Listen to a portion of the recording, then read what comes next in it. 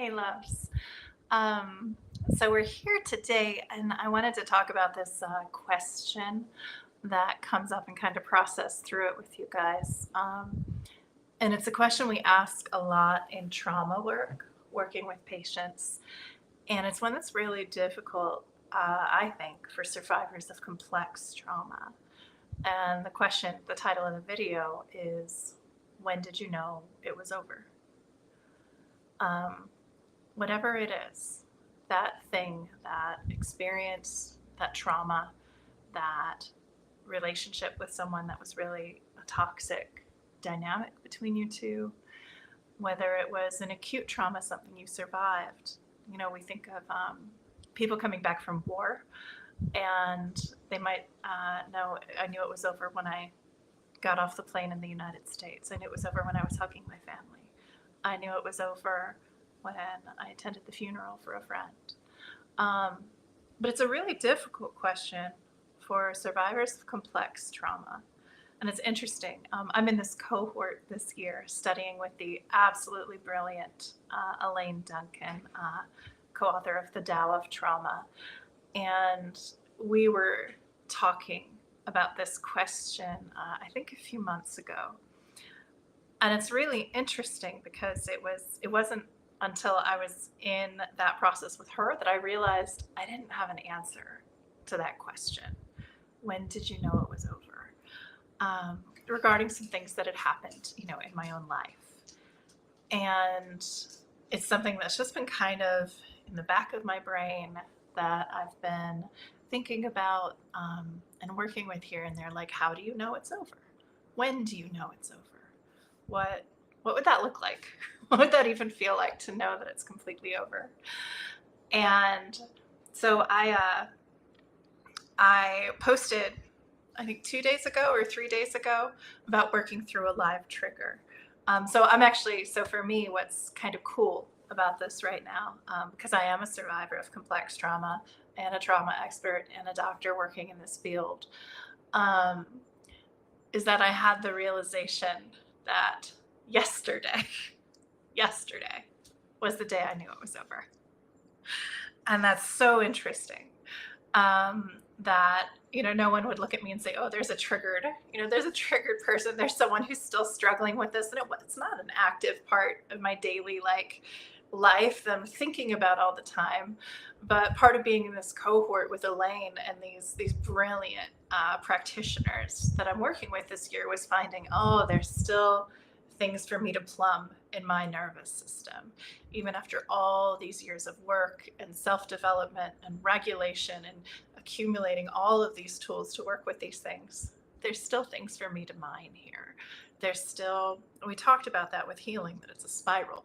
And we just keep coming back around and going deeper and deeper into that spiral, to the level that you want to be at. It's important not to be violent with yourself, right? And say, I always have to be growing and I always have to be developing, because it's really easy to send ourselves the message that there's something wrong with me.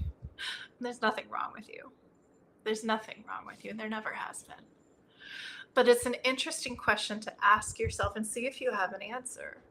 When did you know it was over? And it was so shocking to me. So a couple days ago, I was talking to you guys about this experience and being triggered and how to move through the trigger. And as I said then, I wasn't going to get into the gory details, about why I was triggered, and I'm not going to now. But what I will say, kind of in a very vague way, is that over the last couple of weeks, I've been sort of approached and given the opportunity, or asked directly, to get re-involved in a situation that was very harmful for me and that feels very unsafe for me. And it's very difficult for me to say no to people when they ask me for help. That's a part of my life essence. I'm here to help. I'm here to help people to heal and help us to find our hope and our capacity to transform through difficult experiences and to live the most joyful lives that we can live in whatever circumstances we're living in, because that's how I love to work with and approach the divine. That's what makes me feel most connected to my soul's purpose, is helping all of us to move out of the floodwaters of life back onto dry ground where we can build and have a home for myself, for my spirit. And so I'm not someone generally who's inclined to say no when I'm asked for help. And yet in this circumstance, what I realized, and I consulted with friends, I consulted with colleagues, what's the right thing to do? What's the ethical thing to do? And there was a moment, it really bumped up against my sense of my identity. And we'll probably talk about that another time, processing the whole idea of identity, because I think it's a trap when we say to ourselves, I am this thing. I think it absolutely traps us. It makes us less free, but that's a tangent for another time. But what was interesting, this bumped up against my sense of my identity, of being that, like, I'm the person who helps, and I'm the person who shows up for people that other people won't show up for. And I'm the one, do you only fight the fight you can win, or do you fight the fight that needs fighting? I've always been a person who said, I'm going to fight the fight that needs fighting. But that comes at great personal cost sometimes. And it was so difficult for me this week. I was very triggered. And then working through that, and after that, and taking time and space to be tender with myself and give myself some grace, but also realizing that the answer was no. Like a full no, full stop. No, I'm not going to re-engage. It's not mine anymore. No, I'm not going to be a part of that, and I'm not going to dissect it, and I'm not going to help other people who might be experiencing some difficulty related to what I went through some years ago, because that's not mine. It's not mine anymore. And it was after making that decision that I realized I finally had that answer, that this is when I know it is over. All these years later, all of this self-development later, 2 degrees later, a private practice, a published book, all of that, I couldn't answer that question until yesterday, realizing that it's not about the external circumstance, it's the change of the internal landscape. That I'm no longer attracted into that energy that could be harmful for me. That's no longer something that magnetizes me to it. I was describing to a friend that it felt like there were, kind of felt like being in a sci-fi horror thriller or something, right? And there's like demons flying around outside, and someone's insisting that I need to open the door. And I just thought, no, I don't want to open the door, and I don't have to. And I'm not attracted to that any longer.